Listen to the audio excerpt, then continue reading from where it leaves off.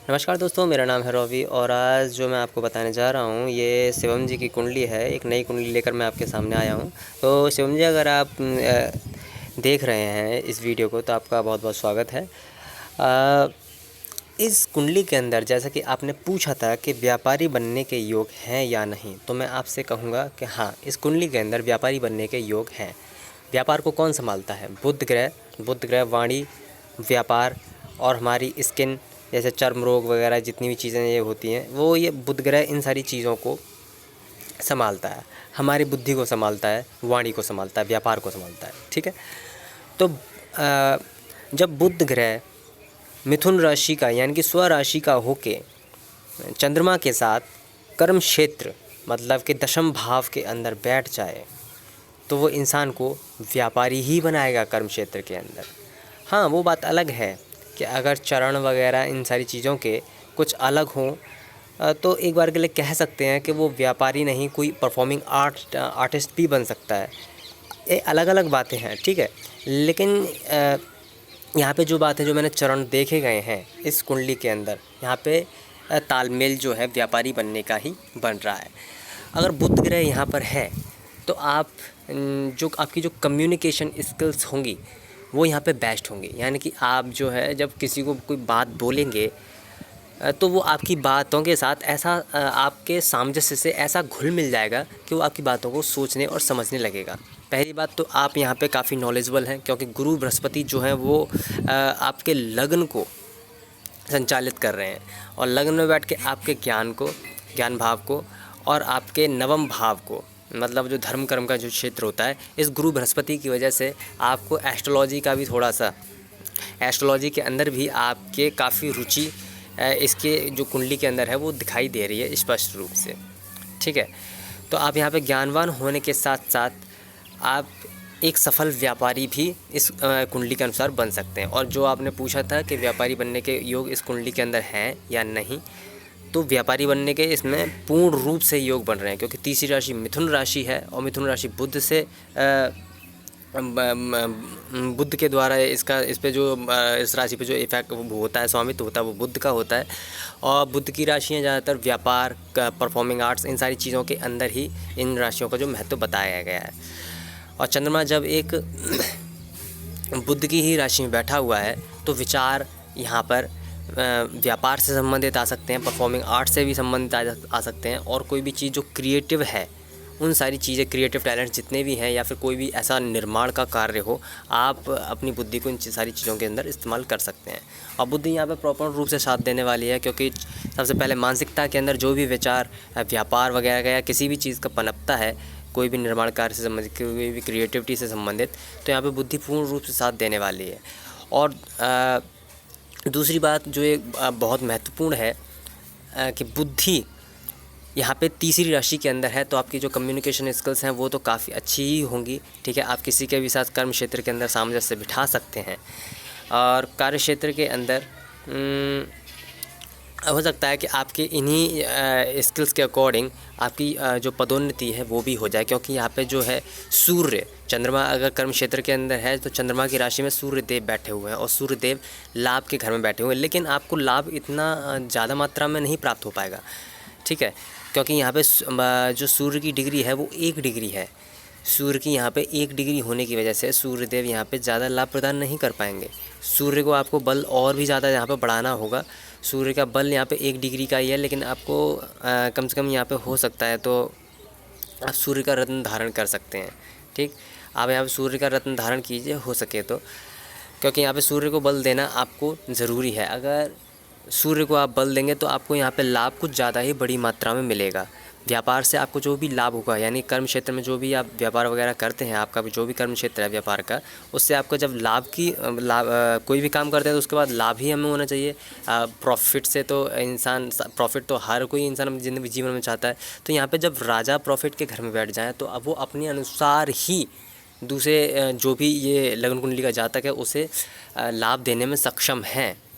और सबसे बड़ी बात ये है कि इस सूर्य पर राहु की दृष्टि पड़ रही है, तो यहाँ पे आप कम हो सके तो सूर्य का ही बल बढ़ाएं, क्योंकि यहाँ पे सूर्य का बल बढ़ेगा राहु की डिग्री यहाँ पे 16 डिग्री है। राहु युवा अवस्था का है और सूर्य यहाँ पे बाल्यावस्था का है। तो सूर्य यहाँ पे दृष्टि राहु की पड़ने की वजह से इतना अच्छा इफेक्ट नहीं कर पाएगा। आप जितना सोच रहे हैं कि मुझे व्यापार से ज़्यादा मात्रा में लाभ हो, तो वहाँ पे जब राजा पे ही ग्रहण लग गया है तो आपको लाभ वो कहाँ से देंगे। लाभ भाव में बैठे हुए हैं और जबकि चंद्रमा की राशि में है, माना कि तात्कालिक मित्रता में है सूर्य चंद्र एक दूसरे से। लेकिन बात यहाँ पर ये है कि सूर्य जल तत्व की राशि में, तो जो उनकी प्रखरता है, जो उनकी अडिगता है, ठीक है, उसमें थोड़ी सी कमी आ जाएगी। और दूसरी बात ये है कि राहु सूर्य पे दृष्टि लगा रहे हैं, तो राहु और सूर्य जब भी एक दूसरे के सामने या एक दूसरे के करीब आते हैं तो उन पर ग्रहण लग जाता है। लेकिन यहाँ पर राहु सूर्य पे जब दृष्टि लगा रहा है तो आपके जो आत्मविश्वास में उसमें भी कमी आएगी।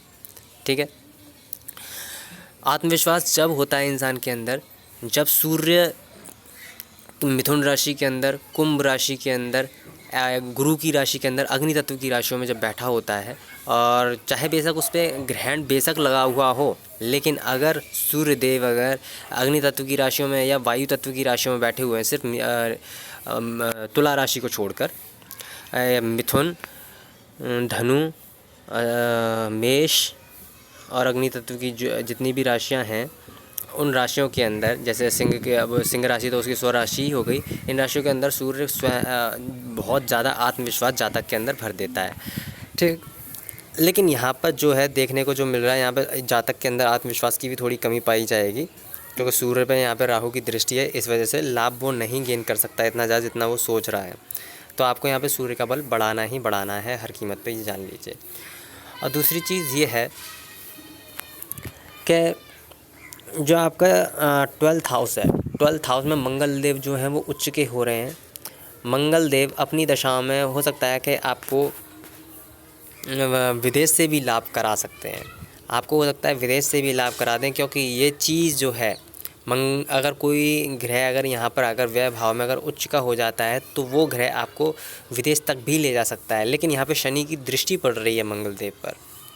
ठीक है, शनि की दृष्टि पड़ रही है मंगल देव पर, लेकिन मंगल देव यहाँ पर मंगल देव के पास काफ़ी अच्छा खासा बल है, तो मंगल देव की यहाँ पर चलने वाली है, आप ये मान लीजिए। लेकिन मंगल देव शनि की दृष्टि मंगल देव पर बराबर बन रही है और मंगल की दृष्टि शनि पर बराबर बन रही है। तो इस वजह से क्या होगा कि आपके दोस्तों के बीच में लड़ाई झगड़े बहुत ज़्यादा होंगे।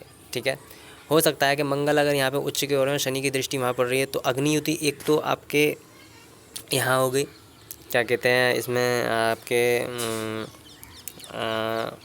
षष्ठ भाव में एक तो अग्नियुति बन गई, और वही एक अग्नियुति बनेगी क्या कहते हैं यहाँ पर, क्योंकि दृष्टि जब शनि की दृष्टि वहाँ पे पड़ रही है 12th हाउस पर, 12th हाउस में मंगल है 12वें भाव में, और वहाँ पे भी अग्नियुति क्रिएट हो जाएगी। और मंगल की दृष्टि यहाँ पड़ेगी तो यहाँ षष्ठ भाव में भी अग्नियुति बन जाएगी। जब अग्नियुति छठे भाव में बन रही है, छठे भाव किस किस का होता है, छठा भाव होता है शत्रुओं का, रोगों का और मित्रों का, नौकरी व्यवसाय, ये सारी चीज़ों का होता है। यहाँ पे जहाँ तक कि अगर सरकारी नौकरी में अगर दिलचस्पी हो तो यहाँ पे गवर्नमेंट जॉब भी लग सकती है जहाँ तक कि, क्योंकि छठा भाव नौकरी वगैरह इन सारी चीज़ों का होता है।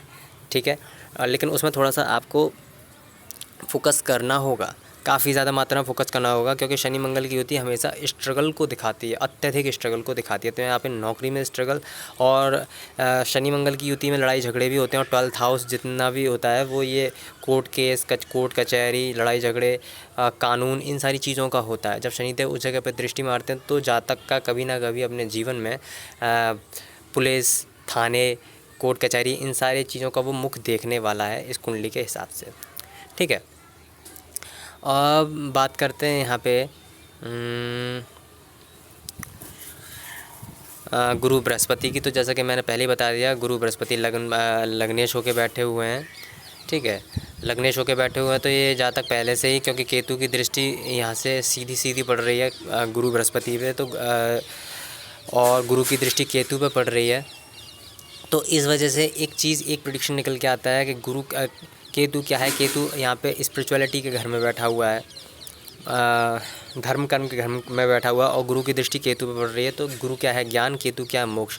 तो यहाँ पे इंसान को ऐसी चीज़ों से भी जोड़ेगा जैसे कि स्पिरिचुअलिज्म, मोक्ष वगैरह, मोक्ष, मुक्ति, तत्व ज्ञान, ब्रह्म ज्ञान, ऐसी चीज़ों से भी इस जातक को कनेक्ट करेगा। और शास्त्र वगैरह की चीज़ों में भी जातक को काफ़ी दिलचस्पी रहने वाली है। अगर वो जातक इस तरह से जैसे कि एफबी वगैरह पे पोस्ट करके ये कुंडली वगैरह को दिखा रहा, तो पहली बात तो यही है, यही स्पष्ट हो रहा है कि वो कुंडली को अगर दिखा रहा है। मैंने ये जो कैप्चर की है ये कुंडली, ये फेसबुक से लिया। किसी ने यहाँ पे पूछा हुआ था कि मेरी ये कुंडली है, इसमें व्यापार के योग बन रहे हैं या नहीं बन रहे, तो मैंने वहाँ से कैप्चर कर लिया था। तो आप ये साधारण रूप से समझ सकते हैं कि जब जातक इस तरह से कुंडली दिखा रहा है तो उसे कुंडली वगैरह में इंटरेस्ट है। सीधी सी बात है कि उसे कुंडली में इंटरेस्ट है, ठीक है। क्योंकि यहाँ पे गुरु और केतु की वजह से ऐसा घटित हो रहा है। यहाँ पे चंद्र और बुध की वजह से ऐसा घटित नहीं हो रहा, गुरु और केतु की वजह से ऐसा घटित हो रहा है। शुक्र यहाँ पे दूसरी राशि के अंदर है, स्वराशि होके यहाँ पे बैठे हुए हैं, शुक्र और केतु है। तो जातक को हो सकता है, वैसे तो पत्नी से इतना अड़चन नहीं होगा, ठीक है, क्योंकि यह पुरुष जातक की कुंडली है। तो यहाँ पे जो उसकी पत्नी होगी, या तो वो अपनी पत्नी से दूर रहने वाला है, ठीक, या तो अपनी पत्नी से दूर रहने वाला है, या फिर क्योंकि केतु यहाँ पे क्या है, केतु यहाँ पे एक अलगाव का कार्य करते हैं, ठीक। यहाँ पे केतु अलगाव का कार्य करते हैं दोस्तों।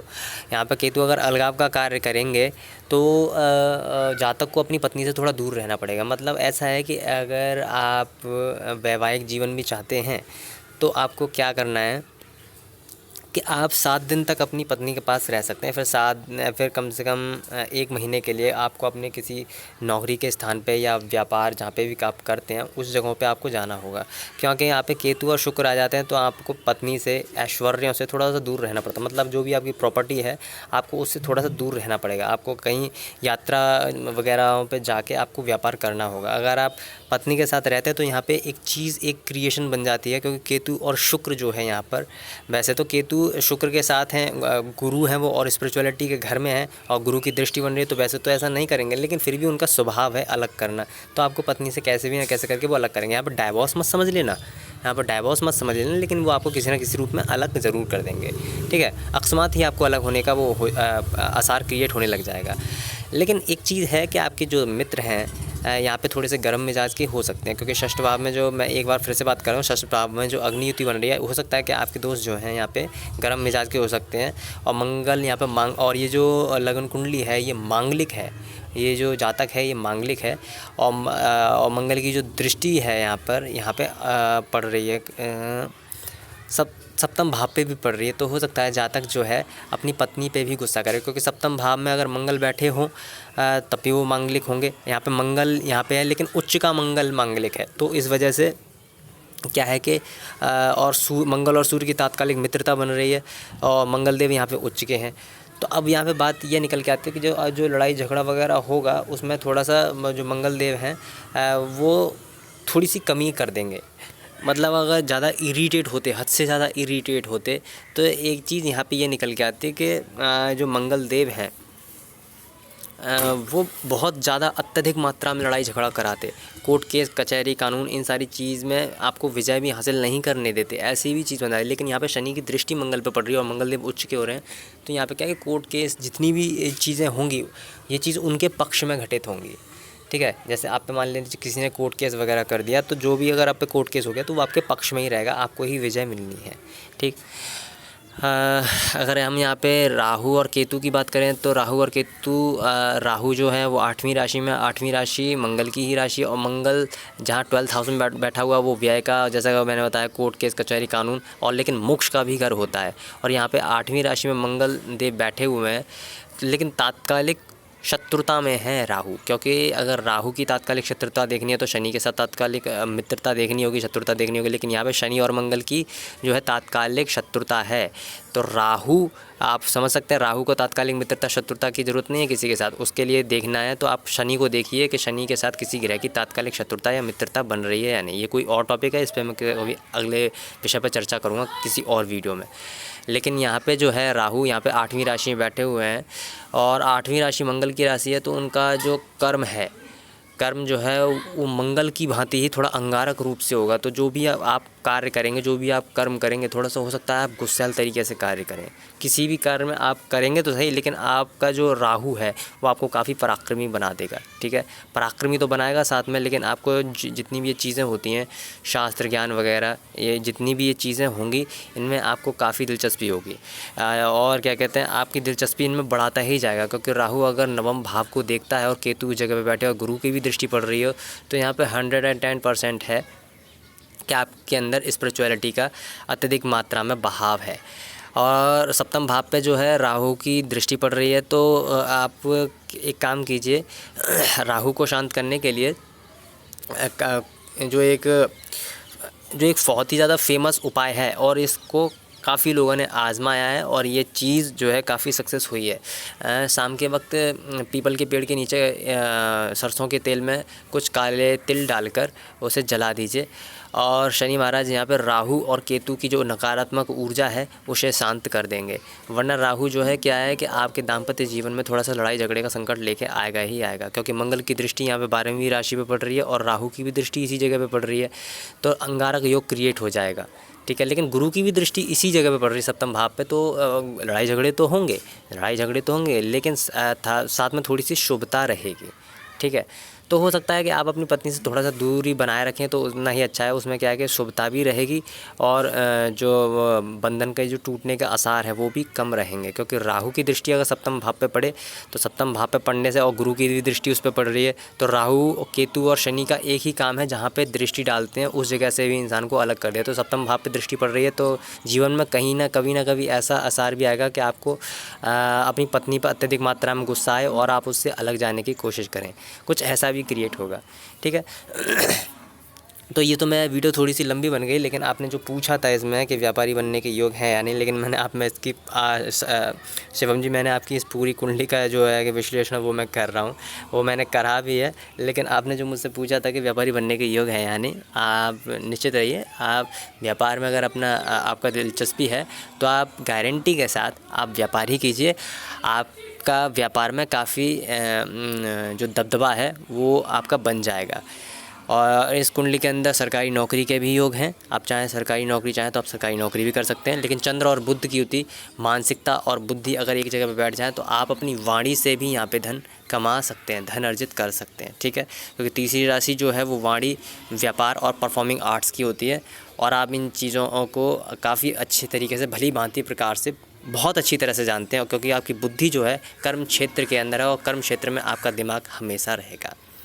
तो चल मिलता हूँ दोस्तों अगली बार एक नई वीडियो के साथ, तब तक के लिए मुझे दीजिए इजाज़त, नमस्कार।